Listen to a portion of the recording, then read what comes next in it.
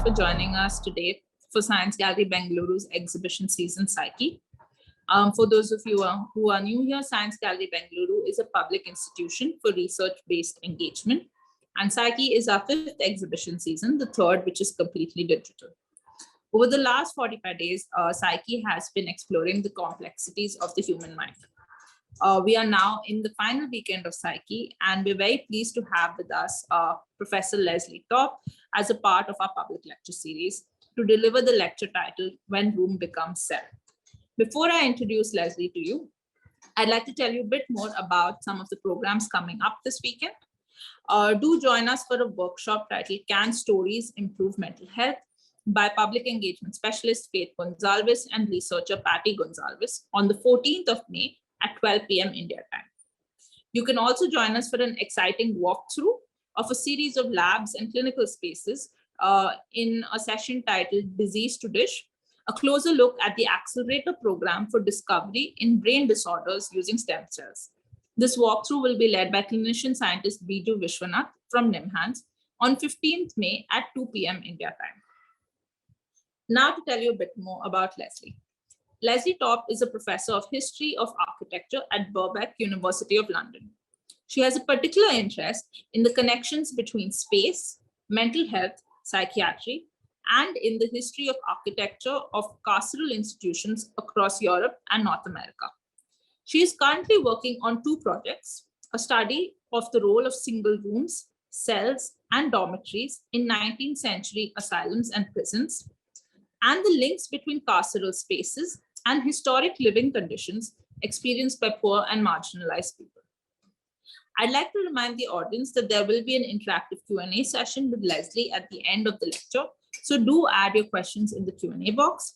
We'll also be sharing a link with you to our feedback form, so do share your thoughts with us about today's program, about the exhibition, as well as what further programming you'd like to see from Science Gallery Bengaluru. Without further ado, I'd now like to hand it over to Leslie for today's session. Okay, thank you very much, Madhushri, and it's really a pleasure to be here and to be speaking to you this evening, your time. I'm in fact in Toronto, where it's morning.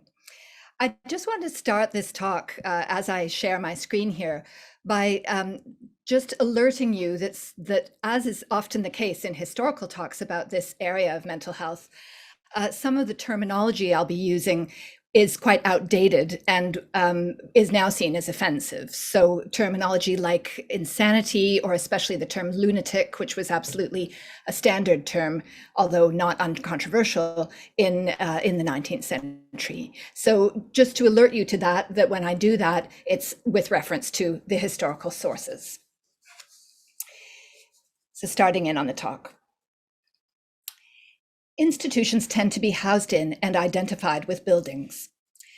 Those buildings gather people together in common spaces or separate them individually into compartments, or both. Shifts towards more gathering together or more compartmentalization in the floor plans of institutional buildings can give rise to debates, conflict, questioning of the institution's very mission. Spatial change is bound up with social and institutional change. Decisions about space, and particularly decisions about groupings and separation of individuals, of bodies, are not only technical, but political. The French theorist Michel Foucault wrote very influentially in the 1960s and 70s about the development of modern forms of discipline, with a particular emphasis on movements in late 18th century Britain and France to reform the asylum and the prison. One of Foucault's key contributions was to pinpoint and analyze the power structures inherent in how spaces and buildings are organized. Spatial separation was at the heart of his analysis of how modern discipline worked. And quoting him, the quote is written on the slide, "Each individual has his own space, and each place its individual. The disciplinary space is always basically cellular." End of quote. Foucault provided us with a set of compelling but fairly static images of the space-power nexus. The most well-known and often cited is his riff on Jeremy Bentham's panopticon prison design, illustrated here in the spread from Foucault's famous book, Discipline and Punish. I'm not so much interested in the static and the fixed as I am in the shifting and changing. Moments of spatial regrouping that unsettle established institutional practices and get stakeholders debating, making their assumptions explicit in a way that's very useful for us as historians. The world, of course, has just been through one of these moments with the COVID-19 pandemic and associated stay-at-home orders and changes to healthcare settings, to workplaces, and to just about any other space you can imagine. If you're curious about my take on the impact of all of that on our understanding of space and on our understanding of 19th century institutions, you might want to have a look at a lecture called The Spaces We Are Reduced To, which is on YouTube and is linked to in the page on the Psyche website for this talk. The phenomenon I'm focusing on in this lecture is a marked shift that took place in the design of public state-built asylums in Europe and North America, with a brief excursion to India, as you'll see, over the course of the period between about 1830 and 1910. At the beginning of this period, the standard spatial unit for patient care and accommodation was the single room. At the end, it was the shared dormitory. This shift happened for a range of reasons, which differed across time and geography, but it was never uncontroversial. The shift from single rooms to dormitories certainly wasn't an unproblematically progressive or enlightened development, nor was it a straightforwardly regressive one. Today, things have come full circle, and the standard accommodation in psychiatric wards in Britain is the single room again, which is seen as an essential part of a humane provision. The Bethlehem Hospital at Moorefields in London was opened in 1676 as one of the first purpose-built hospitals dedicated to mental illness. It was commonly referred to as Bedlam. It established a basic pattern for asylum design in Britain that lasted for almost 200 years. To either side of an administrative block stretched symmetrical wings, one for male patients, one for female. And in this Hogarth etching, you can see one of these wings with the individual cells. The wings consisted of rows of identical individual rooms, referred to as cells, which gave onto a wide corridor, which is the space that both the visitors and the patients are occupying here when they're not in the cells. Each patient was assigned to a cell. Some stayed or were forced to stay in their cells. Some spent their days in the corridor, which doubled as a day room. This slide shows the hospital when it moved to another site and was rebuilt in the early 19th century. There isn't a floor plan that exists of the earlier hospital, but scholars assume that it was identical, the layout, to this later version of the hospital. So you can see here all the individual small cells, each with their own window facing the back of the building, opening onto this very wide corridor, or as it's called here, gallery. At the beginning of the period I'm looking at, in the 1830s and 40s, the people planning and funding British asylums were beginning to consider shared dormitory accommodation, in part for reasons of cost, in part because they wanted to promote a more liberal, less carceral approach to patient treatment and management. But at the same time, there was an effort to consolidate the position of the single room in asylums on a new footing. One of the most important figures in psychiatry in this period, in the early Victorian period, was the English Dr. John Connolly, author of several influential texts on the planning and management of asylums. He argued that in newly built asylums, at least 2/3 of the patient accommodation should be in single rooms. Connolly found himself in conflict with the British National Inspection Body, the so-called Commissioners in Lunacy, which pushed those designing the floor plans for new asylums to include fewer single rooms and more dormitories. There were a couple of reasons for Connolly's attachment to what he insisted on calling single rooms, and he was very insistent that they not be called cells, which he saw as prison terminology. Connolly became world famous for advocating the treatment of the mentally ill without recourse to what was called mechanical restraint. He campaigned for the abolition of restraint, by which he meant the constriction of the free movement of the patient's limbs by means of cuffs, straps, straitjackets, and so on. And I'm showing you some of those older implements here. Connolly implemented what was called the non-restraint system in the very large public asylum at Hanwell, then on the edge of London, arguing that increased patient freedom didn't lead to chaos, but when combined with kind treatment, in fact made patients more pliable and easier to manage. The abolition of mechanical restraint and its tools created a better atmosphere for all patients, he argued, not just for those who had been constrained by straps, cuffs, and straitjackets. But Connolly's critics asked, what do we do with patients who are violent and threaten to harm themselves and others? Connolly's answer was seclusion, a term beloved of romantic poets, and which meant in this context, shutting a patient in a single room alone with the door locked. The Hanwell Asylum, which had opened 8 years before Connolly became superintendent there, followed convention in having the single room as its basic unit. Any of these rooms that you can see here, all these tiny little rooms along here and down here, could be used to seclude patients.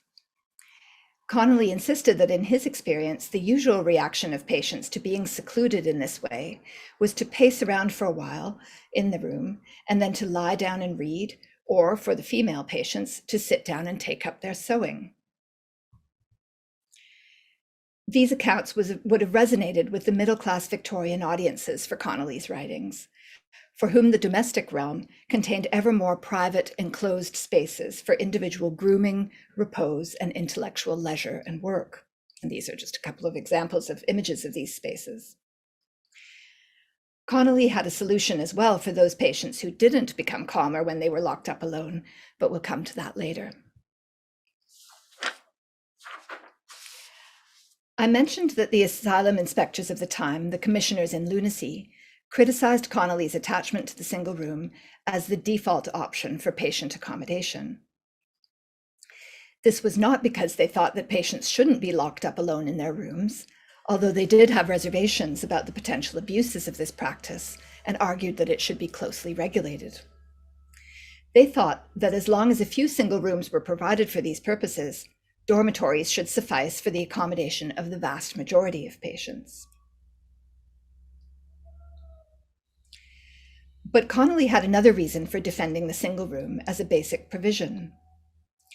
The patients in Hanwell and in other large public asylums had the status of pauper. That is, they were maintained by the state, since they and their relatives didn't possess the means to pay for their maintenance while they were in the institution. Connolly saw the institutionalization of such patients as an opportunity not just to control or cure them, but in fact to improve their quality of life. He wrote, "We possess in county asylums this advantage, that our simplest accommodations and our scrupulous cleanliness constitute comforts rather above those enjoyed by the greater number of our poor patients in their sane state. The main thing that poor patients would acquire in the asylum, that they would rarely, if ever, have experienced in the outside world," wrote Connolly, was, quote, "a clean and cheerful sleeping room, clean bedding, and a little matting on the stone floor." But it wasn't only the material comforts of the single room that Connolly believed were important. He wrote, "No complaint is so constantly on patients' lips as that which arises from their not having a single room, and consequently not having a single moment to themselves, or any place where they can be quiet, or in their frequently uttered words, where they can even say their prayers without interruption." So the patient whose past life has never afforded the possibility of an individual space secures that space in the asylum, complete with clean bedding and a mat. We see Connolly here imagining the old asylum cell as the space in which a person committed to the asylum because of some form of loss of reason could claim a personhood that they had previously been denied, and that in communal dormitories, would continue to be denied to them. It was a very unusual, if not unique, position to hold among those concerned with the design of asylums. To me, it's deeply fascinating, pointing to the fundamental ambiguity of the single room. It constricts individual autonomy, but it can also protect and reinforce that autonomy. What did patients themselves think of their rooms in Victorian asylums, and how did they use them? What kind of value did the rooms have for them, or what kind of constriction and loss of freedom did they represent? A journalist from the Illustrated London News reported on a visit to Hanwell Asylum, Connolly's asylum, in May 1843. Quote, "Far is it from our wish to indulge in any morbid curiosity as to the habits of the inmates of this asylum, but we could not refrain from looking into one of the patient's sleeping apartments," meaning one of these single rooms. His chamber was a perfect bijou, the walls nearly covered with colored prints, and around on shelves stuffed birds, shells, and knickknacks, set out with extraordinary regularity, the disturbance of which would greatly irritate the owner. So that you see the patient kind of building a nest almost within this single room, a space very much of their own. Did Connolly's awareness of such nest building within the institution he directed, such emphatically individualistic claiming of the single room, inform his defense of the single room as part of a humane and enabling provision? On the other hand, what impact did it have on the occupants of Hanwell's single rooms to know that if their behavior was deemed by Connolly or his staff to warrant it, they could be forcibly locked up inside this private space and their room could become a cell again? Indeed, it was not only violent or destructive behavior that led to involuntary solitary confinement. According to Connolly's guidelines, patients were locked into their rooms alone at night, with the night attendant left in possession of the keys. This seems to have been standard practice in asylums in many parts of the world. A patient's voice tells us about it happening in the provincial asylum in New Brunswick in Canada. Mary Pengilly in 1885 published a series of diary entries written during her time in the asylum in the previous decades. After an altercation with the head attendant, she writes, "I come back to my own room and write again. What shall I do? I cannot. How can I stay here any longer? I cannot get away, locked in as prisoners in our rooms at night, fed like paupers. If I were committed to the penitentiary for a crime, I could not be used any worse than I am here." End of quote. Those responsible for asylums bridled at comparisons with prisons and penitentiaries, but such comparisons were continually made in the period, and not just by campaigners and former inmates like Mary Pengilly. The single room was one of the key features which bound the two building types, prison and asylum, together. Though of course in the prison it was called a cell. The non-restraint movement in asylums had vociferous critics, and many of those managing asylums were strongly opposed to Connolly's campaign to abolish chains, manacles, and straitjackets. These critics had a powerful weapon in the term solitary confinement, which they used in place of Connolly's term seclusion. The notion of solitary confinement was strategically used in a series of letters to the Lancet Medical Journal in 1840, which attacked non-restraint, arguing that the movement gave rise to a greater evil than restraint in the form of so-called solitary confinement. One doctor described the situation of a violent female patient in an asylum in which non-restraint policies had been implemented, describing her as spending, quote, "day after day and night after night in solitary confinement." Solitary confinement was not only a restraint, he wrote, but one, quote, from which the most hardened criminals shrink with dread abhorrence, end of quote.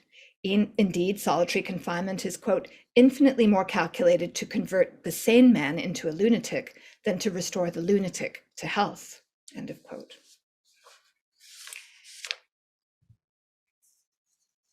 For the Lancet's readers, these terms and associations would have immediately called to mind the ongoing project of prison reform in the Anglo-American world, and specifically controversies over modes of prison design and management in which all prisoners spent both night and day in their cells in solitary confinement. Indeed, just a few months earlier, another correspondent to the Lancet had addressed specifically the impact of such a system on prisoners' mental health. So all these things were being discussed and debated at the time. William Simpson wrote, commenting on the plans for the Model Penitentiary at Pentonville, which you can see here in the slide, and which was built 1840 to 1842. And what Simpson wrote was, "As I am led to understand that the government are about to make an experiment upon the solitary confinement system of punishment in the model prison, which is now being erected," meaning Pentonville, I beg to call your attention to the subject, lest it should be adopted and carried too far, without looking into the effects produced by the same system in other countries where it has been tried for some time, particularly in America and Belgium. From reports published in America, we find that long solitary confinement has the effect of debilitating the mind as well as the body.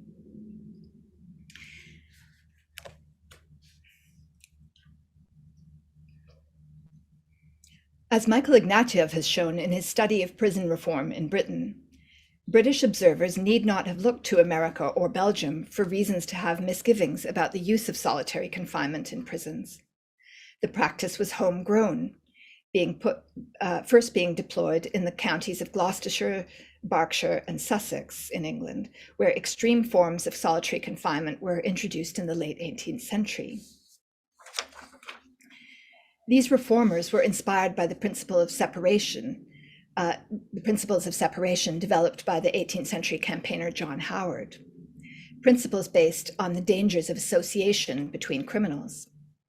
The new penitentiaries pushed Howard's principles to an extreme. Howard himself disapproved, fearing that relentless solitary confinement would lead patients into either insensibility or despair. That's a quote from him. As early as the 1790s, there was a concerted campaign against the practice, initiated by political prisoners subjected to solitary confinement regimes and taken up by Reform politician Sir Francis Burdett, who associated penitentiaries with bastilles, those symbols of oppression during the Ancien regime in France, and succeeded in moving public and progressive political opinion against solitary confinement. So by the time the National Penitentiary at Pentonville was under construction, solitary confinement was a subject of vivid contention. So returning now to John Connolly. Connolly, not surprisingly, objected to what he called, quote, the extravagant notions of seclusion set forth by opponents of the non-restraint system, end of quote. And he specifically objected to the idea that seclusion was, quote, an imprisonment productive of every moral and physical evil, end of quote.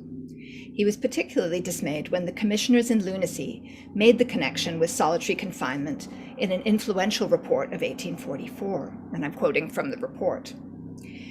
As solitary confinement is coming into more general use as a remedy in asylums, and as persons who have been subjected to its operations for long periods have become insane, we feel we ought to notice the practice as far as it may be employed in the treatment of lunatics.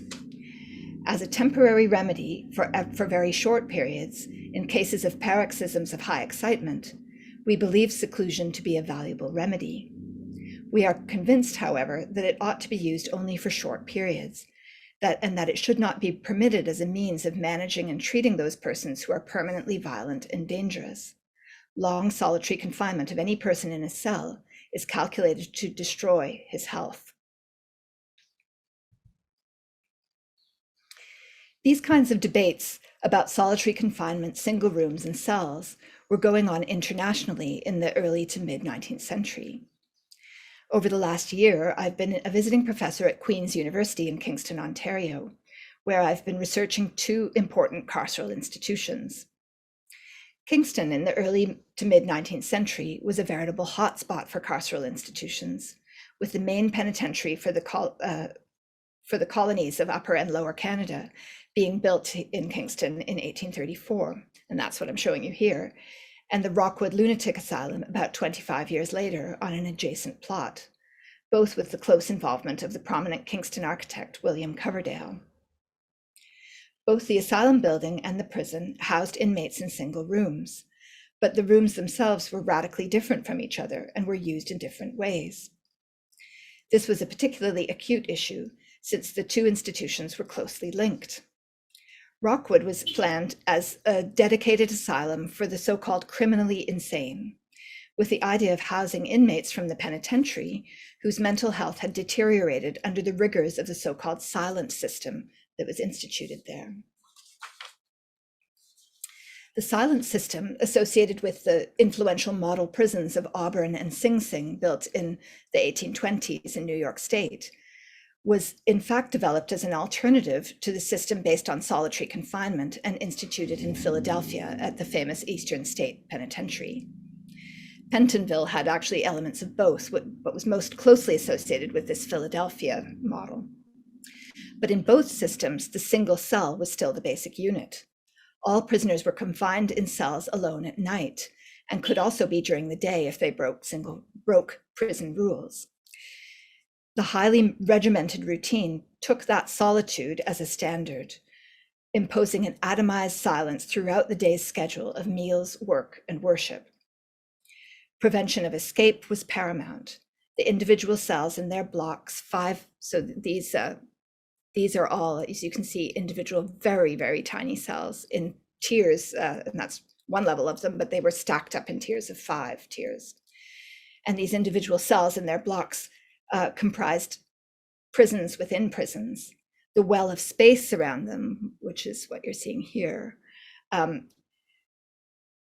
turned the exterior walls of the building into inaccessible perimeter walls, which were then themselves eventually surrounded by a thick outer perimeter wall with towers. The cells were also exceptionally small, as I mentioned, and this is a mock-up of a cell that was made for an exhibition in the 1990s. Norman Johnston, in his survey of global prison architecture, contends that the Kingston cells were probably the smallest in any 19th century prison worldwide, 2 feet 6 inches wide by 6 feet 6 inches long. The smallness of the cells was something recognized and commented upon at the time.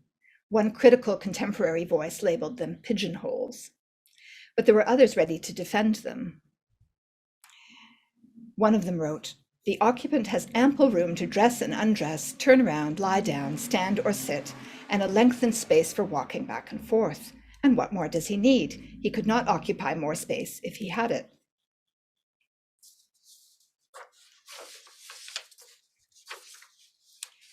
The cells were also semi-transparent to the gaze. Openwork iron grills for doors and a window at the back of the cell. And this window, of course, is just onto the interior space of the prison, not to the outside. That arrangement meant that prisoners were always visible to guards walking up and down the ranges and inspecting. What this is a kind of recreation of one of the cells that was made for a television series that was set in Kingston Penitentiary. What they've got wrong here is they've made the cell much too big. But what it is useful to see is the way that the light would filter in from windows in the exterior walls and kind of pick out the person in their cell, so that even if the front door, which was, consisted of this kind of open work metal, even if it was closed, the person could be always seen lit up within their cage. The miniature semi-transparent space makes for a human cage, radically undermining the room's potential for privacy and self-projection. The repeated modular unit, numbered and stacked high, is more akin to a filing system, like the pigeonholes that the contemporary critic referred to, more akin to a filing system than to any kind of domestic or other institutional precedent. In the Queen's University archives, there's a set of plans for a criminal lunatic jail, as it's called, also for Kingston. And that's from 1856. This design was intended for the Rockwood site next to the penitentiary, but it wasn't built in the end in this way. It's a highly unusual hybrid, somewhere between a prison and an asylum in plan. The strangest element within the context of asylum design conventions is the core of small, windowless cells, each one 8 feet by 4 feet 6 inches. And that's what these are here. In two ranges situated back to back. These seem to be derived even more closely than the Kingston Penitentiary cells from the Auburn system of prison design, which normally used that back-to-back arrangement. And you can see the comparison here between those. This is that design we're talking about. And then this is Auburn, where you have the cells just all back-to-back like this. And Sing Sing, which has had the same kind of design, you see an example of a person in their cell, which has no window in it whatsoever.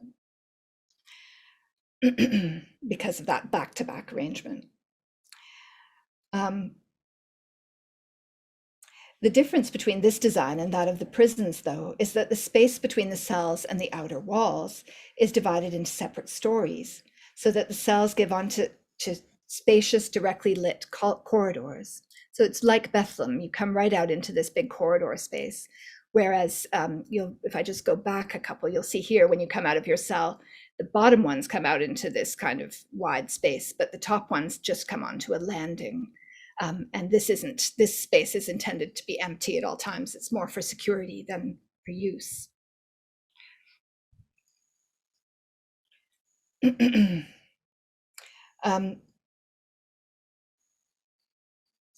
The cells also seem to have had more conventional doors. That was intended.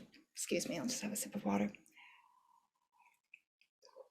Rather than iron grills.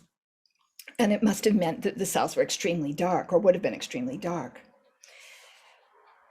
My supposition is that the intention was that patients would spend most of their time in the corridors.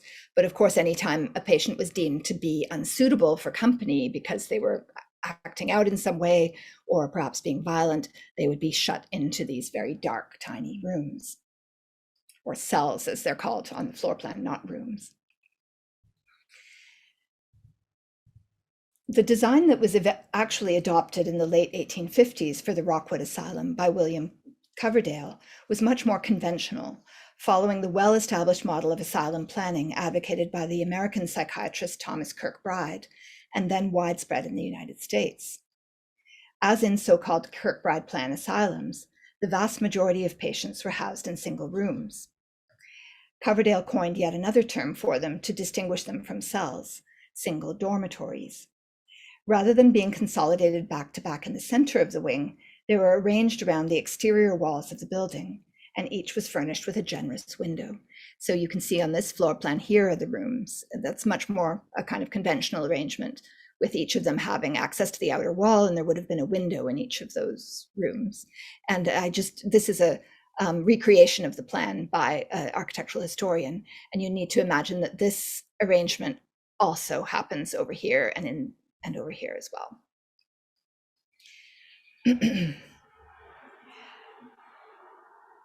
They were still small, these rooms, 11 feet by 9 feet, but not nearly so minuscule as the 8 foot by 4.5 foot cells in the plan that we were just discussing.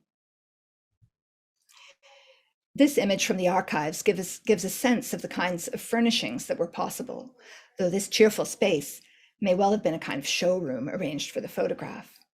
John Connolly liked to talk about the asylum single rooms being just like a normal single room you might find in any home. And this photograph constructs a familiar domestic normality with its mirror, washstand, and houseplant on the windowsill. But that normality is, of course, subverted by our knowledge of where the room is and what an ambiguous role it plays there. Like the single rooms projected by Connolly and the room in the New Brunswick Asylum in which Mary Pengilly wrote her diaries and endured nighttime imprisonment, it is a space that contains the very real potential for both privacy and freedom of thought and action on the one hand, and on the other, complete disempowerment via enforced isolation and restriction. I indicated at the beginning of the lecture that from the 1840s onwards, some experts believed that the single room should no longer be the default option for patient accommodation, and that the much more economical, hygienic, and easily supervised spaces of communal dormitories should become the norm for most patients in public asylums. What we in fact see with the shift in the balance towards communal dormitories is not the disappearance of the single room. It's still there and still important. It's still important, but it's not such an ambiguous space as it was before. Its functions are pulled apart and differentiated. The floor plan of an asylum built in Paris in the 1860s, built at the same time as Rockwood, which I'm showing you here, shows how the use of communal dormitories transforms the remaining single rooms as well. Here at the St. Anne Asylum in Paris, almost all categories of patients slept in large open rooms lined with beds. And that's these open spaces you can see in the individual pavilions on both sides here.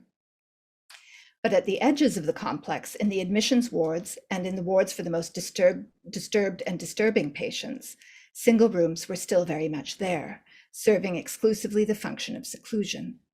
And that's what you can see over here, right? These single rooms in this kind of radial format, each of which had its own little yard sticking out from it. The 10-foot by 10-foot spaces are collected together in so-called quartiers cellulaires, the term cell making a comeback. These cellular quarters are very intricately planned, constituting a kind of machinery of moral and mental transformation, such as that seen in prisons in reform prisons from Jeremy Bentham onwards. Here, patients spend periods of time in complete isolation, each cell provided with its own garden and toilet, but with no furnishings beyond a bed bolted firmly to the floor. Meticulous arrangements and ingenious devices beyond allow for the attendant occupying the semicircular corridor to observe the patient without entering the room, and even adjust the shade on the window and clear the contents of the toilet from his post in the corridor. The other element to notice here is the wooden paneling, which is meant to muffle the patient's cries and blows, minimizing the disturbance to other patients and staff in the asylum. This is the continental version of the padded cell. John Connolly was, if not the inventor of, then the most influential advocate of the padded room, as he called it, which was an end product of his campaign for seclusion as the humane and effective alternative to straitjackets and straps. And he wrote, "The great advantage of a padded room is that it renders both mechanical restraints and muscular force unnecessary for the control of even the most violent patients. Such an apartment at Hanwell is prepared by a thick, soft padding of coconut fiber enclosed in ticcan, fastened to wooden frames and affixed to the four walls of the room. The whole floor of the room is padded also, or covered with a thick mattress, so that it makes a complete bed. In a room so arranged, the patient cannot easily injure himself or receive accidental injury." The single room here becomes not only a place to lock people up, but also to render them harmless, not only to remove them from contact with other people who they might disturb or harm, but also to mitigate any harm they might do to themselves and any damage they might inflict on the institution's buildings. So that's one direction the single room could go in, and it was a popular one among those who, unlike Connolly, sought to put most patients in communal dormitories. Asylums continued to stress their domestic accoutrements, but both those communal dormitories and the machine-like paneled or padded single units were about as institutional and anti-domestic as you can imagine. So there's an image of a rare image, actually, of a padded cell. And what I'm showing you here is a new wing for the Colney Hatch Asylum near London. And you can see these huge spaces, which were just really speak to the fact that all the patients that would be housed in these would live in these enormous rooms. However, there were always one little single room off of each of these. And I'll speak about what I think that single room is probably for here, or one of the things it could be for. You also get in the dormitory-dominated asylum a few single rooms of a type and with a purpose much closer to domestic norms. Here, social class comes to the fore. Quite early on, we see this type of room called for in the asylum superintendent, J.C. Bucknell, by the asylum superintendent Bucknell. Poor patients of the laboring classes, he believed, are fine sleeping all in one big room. After all, it's what they're used to. Single rooms are needed by, quote, patients whose education or habits would render the use of a dormitory a painful infliction upon their delicacy or self-esteem. Public asylum directors will too well know from painful experience how hard is the lot of many men bred in luxury and affluence, of many women nurtured in gentleness and delicacy, whom the decrees of a hard fate have compelled to associate in the wards of a lunatic asylum with the rude sons and daughters of toil. And moving on to the end of the quote, to sleep in a dormitory at all for the first time in one's life, perhaps, would be a most painful shock to persons of delicate feeling. To dress and undress in the presence of others, to have no moment for privacy, for the exercises of devotion, would drive many a sane woman out of her senses, and many an insane woman frantic. I'm not an expert on the history of Indian asylums or their architecture, but I thought you might be interested in one last example from India. The historian Waltraud Ernst, who has written extensively about psychiatry in India under British colonial rule, reproduced this floor plan of the so-called European asylum in Kolkata in the early 19th century. And Ernst wrote about the distribution of space in this and other institutions. She pointed out that despite its name, the European asylum housed both British and Indian patients, while keeping the different groups strictly segregated from each other within the institution.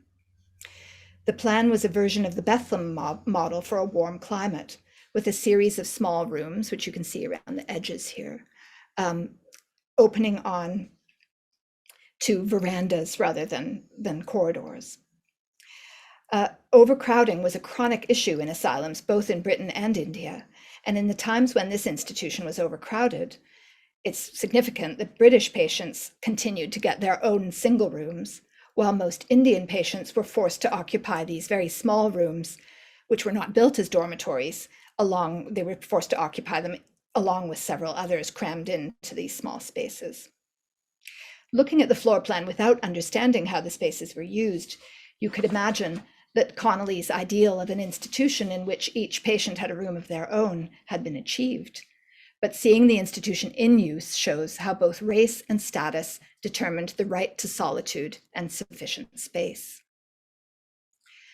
I entitled this lecture, When Room Becomes Cell, but it could as easily have been called When Cell Becomes Room.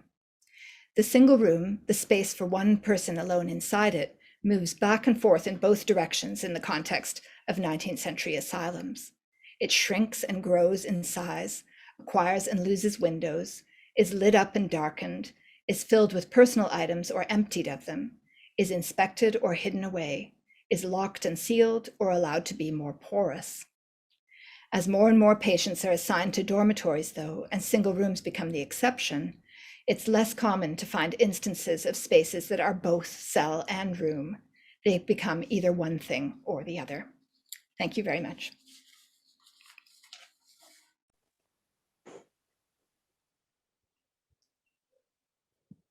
Thank you very much, Leslie, for the fascinating session.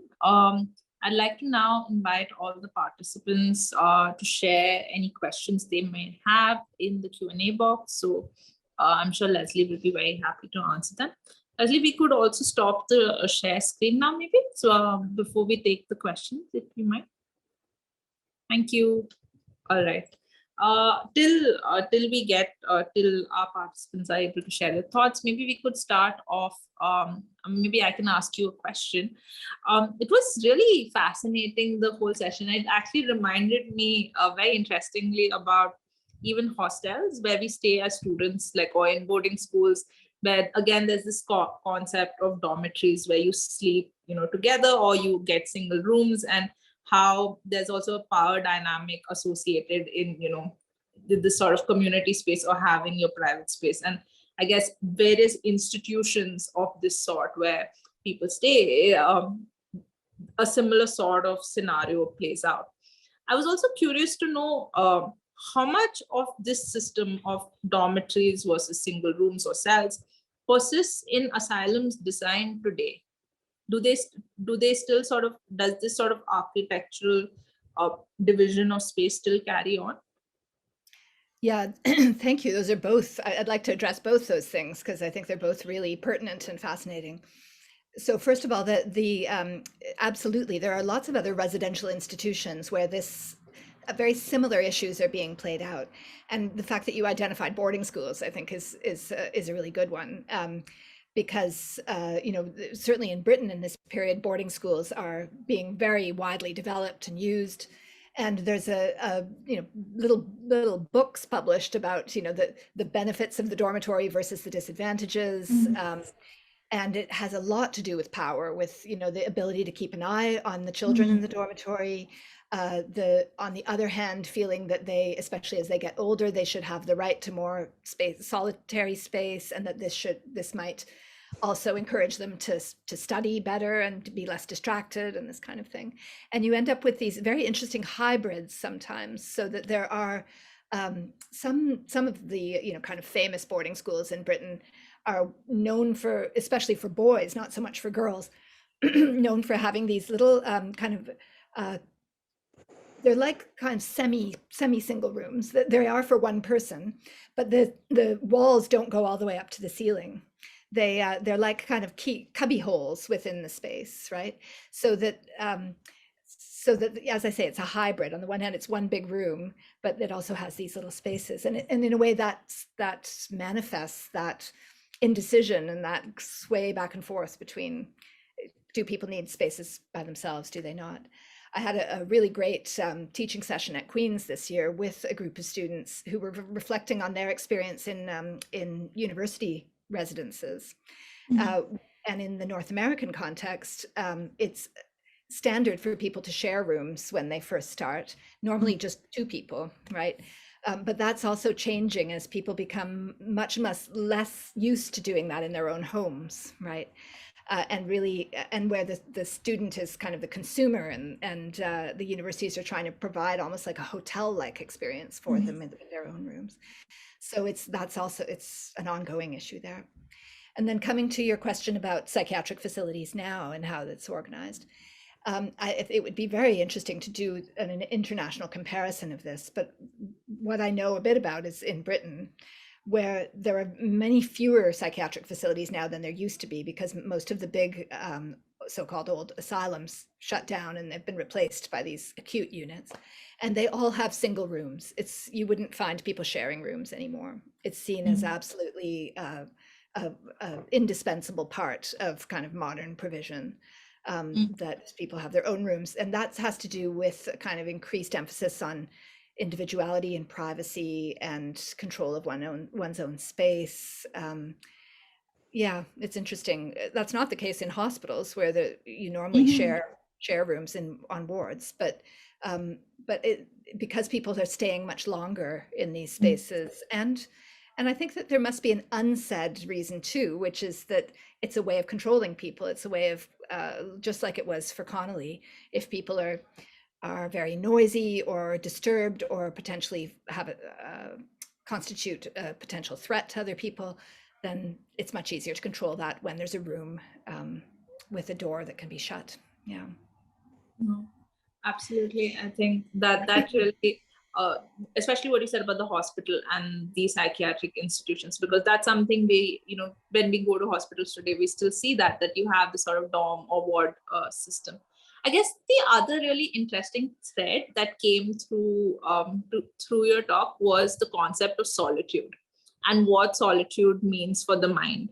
Because in some way, solitude is refreshing, is needed, the sense of self, privacy to be able to do things, and solitude being almost a requirement to be sane in some way, but also solitude in an extreme form, whether like you said, in prisons or in psychiatric institutions, can also, like I said, lead to some form of insanity, because we are social animals and there is some need to socialize. So where do you sort of place this sense of solitude and its requirement for our minds in terms of how these spaces are designed?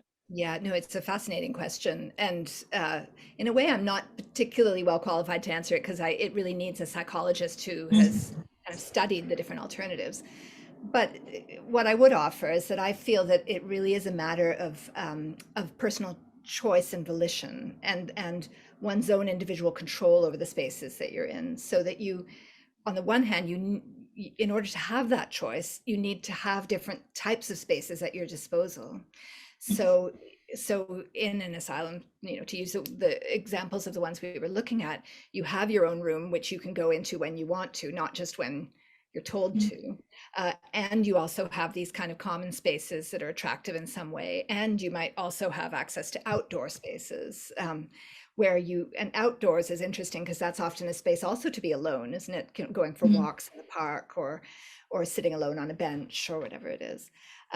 So it's that sense of, in that lecture I referred to the spaces we are reduced to, I talk about this notion of spatial variety and the privilege of having access to spatial variety in your life, so that you have the option to be alone, you have the option to be with other people, and there's some at least degree of control over that on the part of the individual.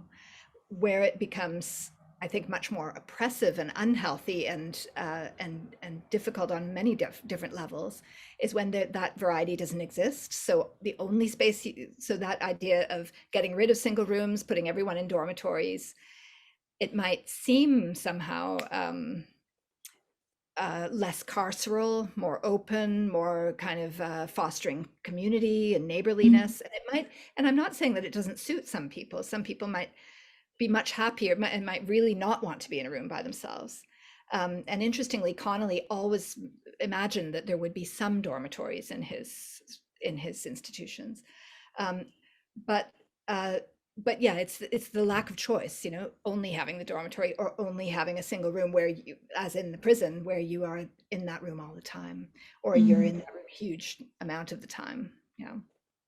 No, I think clearly what you're saying is that agency is key, right? To be able to have voice. And I mean, the thought that struck me when you were describing this was what happened during the pandemic, when suddenly, a large number of people who may have been living alone, but of course were going every day to work, etc., was suddenly stuck alone at home and you were almost confined to your house.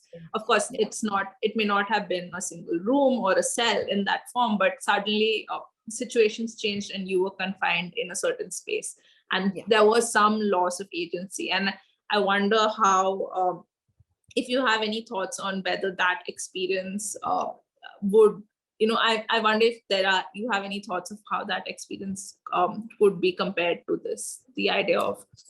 Yeah, I have lots of thoughts on that. And that's really where this idea that I came up with of spatial variety, that's how it really struck me, was going through that experience of the pandemic. And above all, kind of compare it. So, my personal experience was that I live with my family in a single family home with a garden. I even had a little office at the bottom of the garden where I could go and do my teaching and work during the day. And so I had a lot of variety built in because of my privileged position as a professor. I had a lot of kind of variety and options built into my very spaces. So even though, of course, yes, agency was taken away in many ways, I couldn't go into my work, I could, lots of things were shut down. There was still, I had the privilege of these options built into my very domestic space. And I think it's really important to compare that to people that didn't have that, so who were living in very overcrowded conditions, for instance. So one family to a room or something like that in a shared house, or indeed who were living all by themselves and in a one-room place, and really it did turn into kind of a prison cell because they didn't have that option of society other than by connecting with people electronically. So it was that experience that in fact alerted me to the fact that it's not just about whether it's single rooms or dormitories or these kind of static things. It's to do with agency and choice, and privilege often goes along with that sense of choice. Just as that quote I read about the people of sensibility and education who who need to have their own space in order to dress and undress and say their prayers and so on. Whereas the rude sons and daughters of toil are fine if they're just, so there's these prejudices built into how we design spaces and the spaces that people end up in. Huge amounts of inequality that was just really exacerbated and highlighted by the lockdown rules in the pandemic. I'd love to hear a bit about how that played out in Bengaluru and in I mean, no, I mean, it's almost identical in the sense that, of course, those of us who were privileged to have enough spaces, or we were at home with our families, it was less stressful, but it was, I think, extremely difficult for young people, students in hostels, or young people staying alone, or even those especially in unorganized housing, for instance, because a lot of daily supplies, those things also became an issue. So definitely it was really difficult, especially for young people who are studying from home, because often there isn't enough, like you said, there aren't enough rooms, there aren't enough spaces for even to take a class, like, where it's relatively peaceful. So I think definitely it was a huge amount of stress which was placed upon people when we were suddenly in this situation. And yeah, I think we would see the impacts of this over the longer term. Now, I don't know how much of it will come out immediately, but definitely, I think it was a similar situation, maybe worse over here. There's a question from one of our audience members, so I'm going to just share that with you. It's from Malini, who is a public space designer and a mental health advocate. And they have done a short piece of research on experiences of people with severe mental illness in mental health institutions, those who've been institutionalized for a long time, and community psychiatry setups in Kerala, which is a state in southern India. And they're wondering if you could share your take on community psychiatry, and what would an individual who has been institutionalized for a long time go through when it comes to a community psychiatry setup. Right. Yeah. So community psychiatry, I assume, meaning that that people are maybe living at home or living in much smaller units, kind of quasi-domestic units, shared houses, this kind of thing. That's at least how it tends to work over here, well, in North America and Britain. And the move away from this kind of long-term institutionalization in these spaces that are worlds unto themselves versus something that's much more integrated into the city. I think that it's I think quite well known, and has been for a while, that spending a long time in a very large self-contained institution with very little exposure to the world beyond that institution can result in a kind of illness, the illness of institutionalization, of losing those abilities and that kind of sense of being accustomed to interacting with people in different settings, just the much more uncontrolled and the way that life contains many more chance encounters, many more types of relationships with strangers as well. So that I think it's important to understand the spatial differences there, which is my expertise. Psychiatrists and others will be able to say a lot more about how it works for individual people with different types of diagnoses. But there's a very interesting book that I'd really recommend to people, and actually it would be good to have on your resource list if you don't already, called The Last Asylum by Barbara Taylor. And Barbara Taylor is a really renowned historian in Britain. She herself had, what she writes about in the book was that as a young woman, she had quite serious mental health problems and ended up institutionalized for kind of a period of a couple of months at a time in one of the old British asylums, one of the ones I showed actually that used to be called Colney Hatch. And so she is very interesting because she very much is keen on community care, but she also sees that for her, that retreat to this asylum space completely cut off from, thanks Gayatri for putting that in the chat, completely cut off from the world of, the busy world of London where she was living, was really quite therapeutic and necessary for her at a certain point in her mental illness. So it's again that issue of spatial variety in a way, that what people worry about in Britain, where a lot those big institutions are gone now, is that those spaces that are, she called it like a stone mother, this asylum, those spaces that are really apart and where they had lots of problems, but she argues from the point of view of someone that's experienced this, that there was still a certain something worthwhile in that, something that helped her. And that it was the ability to have that, and then as she was getting better, to go into more community-based services, day groups and living at home and going in for her treatment and that kind of thing. So I'd really recommend that. I think it's a very nuanced approach to this question. Yeah. Thank you, Leslie. And I think this is a great point for us to wrap up this session. It was really fascinating listening to you speak about this. And I would like to let the members of the audience know, if you do have more questions and are 15 to 28 years old, do join our tutorial with Leslie, which will take place in half an hour at 8 p.m. India time. And also, if you'd like to listen to today's lecture again, or any of our previous lectures which you might have missed, you can see them on our YouTube channel. So do subscribe so you're also up to date with any new events that happen. Another interesting lecture that you might specifically want to check out is a recording by historian Geoffrey Roux, which is Mad People's History, which also touches upon several of the points mentioned by Leslie today in her talk. And you could also look at a recording of a talk by psychologist Bart Maris, Towards a Museum in Psychiatry, which is about the museum Dr. Gisley in Ghent in Belgium, which is again a psychiatric institution which was converted into a museum. And there's a very interesting walkthrough of the space, so you can actually see some of the things that Leslie spoke about today as well. Do also see the exhibit, The Asylum by Alok Sarin, Pratima Murthy, and Sanjeev Jain, which looks at the history of psychiatric care in India from the colonial times.